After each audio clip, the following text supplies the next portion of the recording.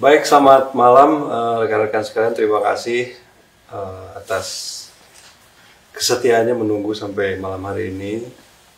Hari ini 22 September 2025. Kita tadi baru saja selesai mengikuti pidato Bapak Presiden di hadapan High Level Conference on Two-State Solution, sebuah konferensi tingkat tinggi yang diprakarsai oleh Presiden Macron dan Perdana Menteri Muhammad bin Salman untuk mencari langkah-langkah konkret mengenai solusi dua negara. Kemudian tadi Bapak Presiden mendapatkan giliran untuk berbicara di hadapan konferensi tersebut, yang pokok-pokoknya adalah situasi keprihatinan atas apa yang terjadi di Gaza, kekerasan yang terjadi di sana, kemudian bencana kemanusiaan, pelaparan yang disebabkan oleh pendudukan di Gaza, kemudian apresiasi Indonesia khususnya kepada negara-negara yang memutuskan untuk mengakui kemerdekaan dan kedaulatan Palestina. Tadi disebutkan beberapa di antaranya, antara lain United Kingdom, kemudian Australia, kemudian Portugal, kemudian juga Kanada, Prancis pasti, dan kemarin juga kalau saya tidak salah Luxembourg ya ngomong. Jadi itu, dan kemudian bahwa beliau menyampaikan negara-negara yang menyampaikan pengakuannya merupakan negara-negara yang berada di jalan yang benar dalam sejarah, karena apa yang terjadi di Palestina dan di Gaza pada khususnya adalah sesuatu yang menggugah ataupun menyentuh rasa kemanusiaan kita dimanapun kita berada. Ini bukan semata-mata masalah politik, tetapi juga merupakan masalah kemanusiaan yang sangat-sangat mendasar. Oleh karena itu, pengakuan dari negara-negara tersebut tadi merupakan sesuatu langkah yang benar di mata sejarah, dan kita berharap dari pengakuan ini ada satu langkah konkret yang terbuka dalam rangka mencapai solusi dua negara tadi. Kemudian selepas memberikan pidato, Bapak Presiden juga berkesempatan untuk bertemu dengan Raja Jordan, Raja Abdullah, yang inti pembicaraannya antara lain juga mengadres isu-isu seputar solusi dua negara. Disampaikan pandangan-pandangan yang saya kira sama dengan apa yang disampaikan oleh Bapak Presiden pada pidatonya, dan bagaimana juga tanggapan dari negara-negara yang ada di wilayah Timur Tengah yang secara langsung maupun tidak langsung terdampak oleh situasi di Gaza ini. Kemudian Bapak Presiden juga mendapatkan kesempatan untuk bertemu dengan Sekretaris Jenderal Perserikatan Bangsa-Bangsa, Bapak Antonio Guterres. Dalam pertemuan tersebut, beliau menyampaikan bahwa Indonesia tetap pada komitmennya untuk mendukung sistem multilateral, dan tetap percaya bahwa PBB merupakan sebuah organisasi yang harus diperkuat dalam rangka menjaga perdamaian di atas dunia. Oleh karena itu, Bapak Presiden juga menyampaikan ulang komitmen Indonesia untuk tetap mendukung upaya-upaya perkuatan PBB, kemudian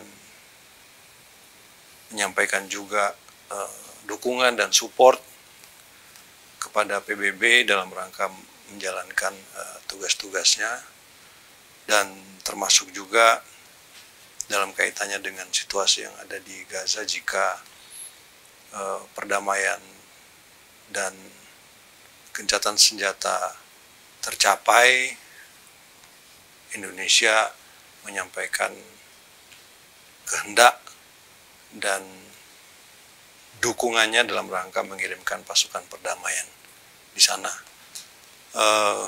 Kita akan lihat beberapa saat ke depan proses-proses yang akan terjadi selepas dari konferensi ini. Dan besok Pak Presiden akan juga memberikan statement nasional di hadapan debat sidang umum Perserikatan Bangsa-Bangsa. Saya kira itu saja yang ingin saya sampaikan pada kesempatan sore hari ini. Mungkin ada yang ingin ditanyakan. Saya Marcelata dari Times. Tadi kan disebutkan juga kalau Pak Presiden, jika Palestina diakui sebagai negara dan merdeka, maka Indonesia juga akan menyatakan untuk mengakui Israel. Nah, boleh dielaborasi lagi Pak? Saya kira itu sesuatu yang logis ya, kan solusi dua negara artinya kan ada dua negara yang diakui memang, dan tadi beliau juga sampaikan jika Israel mengakui Palestina sebagai satu negara yang merdeka dan berdaulat, maka tentu saja Indonesia juga sebagai bagian dari politik luar negeri yang bebas aktif, kemudian posisi yang seimbang, tidak non-alignment, tidak ini berkubu pada satu blok manapun, tentu secara logis akan juga jika tadi Israel mengakui kemerdekaan dan kedaulatan Palestina, maka Indonesia juga akan mengakui Israel, seperti itu. Dan saya kira ini merupakan suatu pengakuan yang bukan tanpa syarat, tetapi ada kondisi yang harus dipenuhi sebelum itu terjadi. Dan selain itu juga jika ada pengakuan kemerdekaan Palestina, kemerdekaan dan kedaulatan Palestina oleh Israel, maka Indonesia juga akan mendukung upaya-upaya dalam rangka menjamin keselamatan dan keamanan dari Israel itu juga. Jadi yang kita harapkan adalah bahwa gencatan senjata terjadi, perdamaian terjadi. Tentu saja perdamaian ini kan adalah sesuatu yang terjadi dari dua belah pihak, ya. Tidak hanya satu sisi saja. Dan kalau misalnya dua pihak sudah mencapai satu perdamaian, ya saya kira merupakan sesuatu yang logis bagi kita juga untuk melakukan langkah-langkah yang seimbang. Pak, boleh tadi ketika bilateral dengan Jordania itu Pak Presiden dan Raja Abdullah itu membahas apa ya, bisa spesifiknya soal solusi dua negara? Apakah nanti ada kolaborasi Indonesia Jordania melakukan aksi nyata, membuat program apa atau diplomasi semacam apa gitu untuk memastikan solusi dua negara ini bisa terjadi? Jadi pada intinya yang pertama adalah yang pasti ya, sama-sama kita inginkan bagaimana supaya gencatan senjata dan perdamaian ini terjadi dulu. Oleh karena itu kita akan berusaha mencari langkah-langkah yang bisa diterima oleh semua pihak, sehingga kekerasan terhadap masyarakat sipil, serangan yang terjadi kepada masyarakat sipil tidak terjadi lagi di sana. Itu yang pertama, yang pasti. Kemudian Indonesia juga tadi juga sudah sampaikan ingin berkontribusi dalam proses ini jika nanti sudah dicapai satu kesepakatan, ada gencatan senjata, dan kemudian dalam naungan PBB kita diminta untuk mengirimkan pasukan perdamaian, menjaga situasi di sana. Indonesia juga berkomitmen akan mengirimkan pasukan perdamaian tersebut jika dibutuhkan. Langkah-langkah ke depannya tentu saja ya kita ingin ada satu stabilitas di wilayah tersebut, karena ini apa yang terjadi di Gaza dan Palestina bukan hanya mempengaruhi wilayah Palestina itu sendiri, tetapi juga seluruh negara-negara yang ada di kawasan tersebut.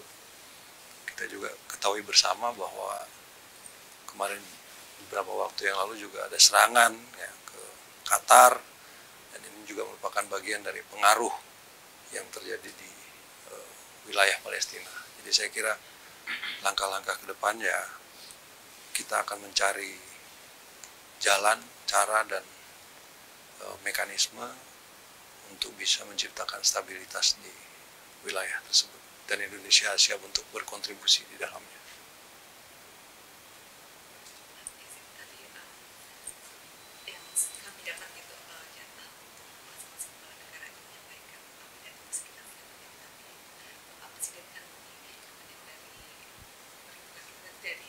Sekitar 5 menit Pak.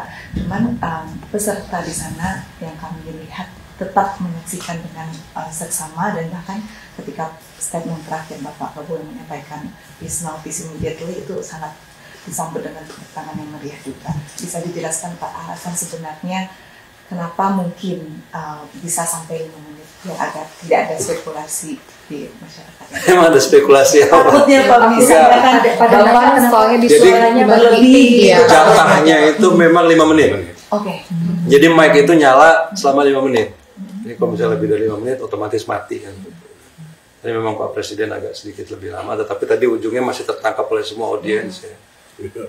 Jadi saya kira ya untuk menghindari spekulasi tidak ada apa namanya pembedaan, tidak ada terjadi apa-apalah di luar yang memang sudah direncanakan. Memang jatah waktu slot yang dikasih itu 5 menit, kecuali Prancis ya, karena pembukaan agak lebih lama, tapi yang lainnya semua dikasih. Sampai tadi malam memang ada time restriction ya, semua udah disampaikan tidak boleh lebih dari 5 menit, setelah 5 menit mereka akan mati gitu. Jadi itu yang terjadi. Tapi Pak, maaf, yang sempat beberapa, kan ada beberapa yang sempat ada yang mati kan ketika Presiden ngomong, tapi hidup lagi ketika yang bagian terakhir yang peace now, peace immediate. Enggak, itu masih mati itu. masih mati. Itu masih mati. Suaranya keras. Suaranya keras. Di YouTube masuk Pak yang di booth interpreter juga nggak masuk dengerin di. Enggak. Berarti yang bagian mati itu Memang sudah mati, waktunya mati. siap. Sudah lebih dari 5 menit. Tapi Pak Presiden ada kayak kesel nggak sih Pak karena mati gitu tiba-tiba? Karena kan suaranya masih kedengeran di dalam kan, jadi saya kira pesan tersampaikan. Ada poin yang mungkin miss di dalam waktu mic-nya dimatikan nggak Pak? Saya kira intinya semua udah disampaikan pada saat mic-nya dalam waktu 5 menit itu. Pak, ini mau nanya hal yang belum kejadian nih. Barusan itu juru bicara Gedung Putih Caroline Leavitt itu bilang katanya Presiden Trump mau multilateral sama Indonesia, Mesir, Qatar, Jordania, dan Saudi. Nah ini mau konfirmasi apa benar nanti Pak Prabowo mau melakukan multilateralisme itu? Kita lihat aja besok lah. Ini kan baru hari pertama. Ya Pak. Menyambung dari yang two state solution tadi juga, mungkin ketika bertemu dengan Yordania atau sepanjang sidang majelis umum ini, pembahasannya akan sampai ke sikap Indonesia di pembagian wilayah dan ibu kota atau seperti apa Pak mungkin? Pembagian wilayah antara Palestina dan Israel. Oh enggak, belum sampai ke sana. Enggak sampai sana. Pokoknya intinya adalah bagaimana supaya gencatan senjata terjadi. Sudah terlalu banyak juga kekerasan dan korban yang jatuh. Dan saya kira ini juga yang menyebabkan banyak negara yang kemudian mengambil langkah untuk mengakui Palestina, karena semuanya berpikir sudah cukup, harus ada satu titik di mana semuanya harus berhenti. Dan untuk mencapai titik itu juga bukan sesuatu yang mudah, banyak yang harus dilakukan. Jadi saya kira ya setelah itu terjadi baru kemudian nanti ada langkah-langkah yang lebih detail, sehubungan dengan mekanisme, sehubungan dengan ya banyak lah yang perlu dibahas. Yang penting adalah bagaimana gencatan senjata terjadi, kemudian bagaimana perdamaian itu bisa terjadi, bagaimana tidak ada relokasi terpaksa dari masyarakat untuk pergi keluar atau diusir keluar dari wilayah Gaza, dan bagi mereka yang mungkin sekarang sudah ada di luar, mereka punya hak untuk kembali. Itu yang penting. Pak, Oke? untuk sesi debat yang besok tidak ada Kisi-kisi Pak. Kalau kisi-kisi sekarang besok nggak surprise lagi. Oh, garis besarnya aja Pak, gitu kalau saya boleh. Garis besarnya besok mulai jam 9. Kita dapat urutan ketiga. Yang secara teknis sebenarnya yang pertama kan. Iya. Karena by tradition kan Brazil yang pertama, kemudian Amerika sebagai tuan rumah. Mungkin bisa diceritain gimana tuh pola undiannya Pak Menteri atau Pak Faryad gitu, yang Itu bukan undian ya kan? home pimpanya itu gimana gitu? Jadi izin Pak. Jadi setiap negara memang inscribe dulu ya, dengan tentunya yang akan berbicara tingkatannya apa. Kemudian dibuat cluster, mana cluster head of government, mana cluster of states, lanjut head of government dan ke bawahnya. Atas dasar cluster itu kemudian dilakukan undian dan diumumkan hasil undian tersebut. Kira-kira itu di bulan Juli akhir. Jadi memang ada proses kurang lebih 4-5 minggu untuk proses inscription ke sekretariat. Undiannya kayak undian arisan gitu. Itu sekretariat yang melakukan. Terus Oh. Kayak bola gitu. Nah, kita nggak melihat undian tersebut, tapi ya kita percayakan pada sistem yang ada, dan bukan kali pertama juga. Emang dan enggak. bukan home pimpa gitu ya, kayak semua watak gitu harus home pimpa gitu. Enggak ada sistemnya. Pak, mungkin kembali lagi ke momentum ini kan setelah 10 tahun akhirnya ada presiden dari Indonesia yang hadir di panggung sidang Majelis Umum PBB. Ada nggak sih Pak cerita dari Pak Presiden kesan ketika mendarat di New York, terus juga akan mempersiapkan pidato besok? Ya saya kira ini merupakan satu kehormatan bagi Indonesia untuk bisa kembali hadir di forum Majelis Umum ini bagi Presiden Republik Indonesia. Dan saya kira seperti apa juga yang tadi disampaikan oleh Sekjen PBB, bahwa saat ini ada satu denyut baru dari politik luar negeri Indonesia dengan aktifnya diplomasi Pak Presiden selama beliau menjabat, dan kemudian momen besok beliau berbicara di hadapan sidang umum PBB, sidang Majelis Umum PBB. Dan saya kira ya itu juga yang mungkin dirasakan bahwa ada pengakuan, penghormatan, dan apa istilahnya, dan semangat baru dari politik luar negeri Indonesia. Ini sebuah ya kehormatan bagi bangsa kita, kehormatan juga dan kebanggaan juga bagi bangsa kita bahwa Indonesia itu didengar di forum-forum seperti ini. Kemudian dari berbagai permintaan pertemuan, kemudian permintaan kehadiran, saya kira negara kita juga mendapatkan satu perhatian yang besar dari dunia internasional, dan ada harapan juga yang timbul di situ dari peran Indonesia, terutama negara yang istilahnya ada di wilayah di dalam Global South. Jadi mereka mengharapkanlah ada kepemimpinan Indonesia, inisiatif-inisiatif Indonesia, dan ini merupakan satu ya kehormatan dan juga tanggung jawab yang besar buat kita. Saya kira itu. Mari kita makan. Makan dulu yuk.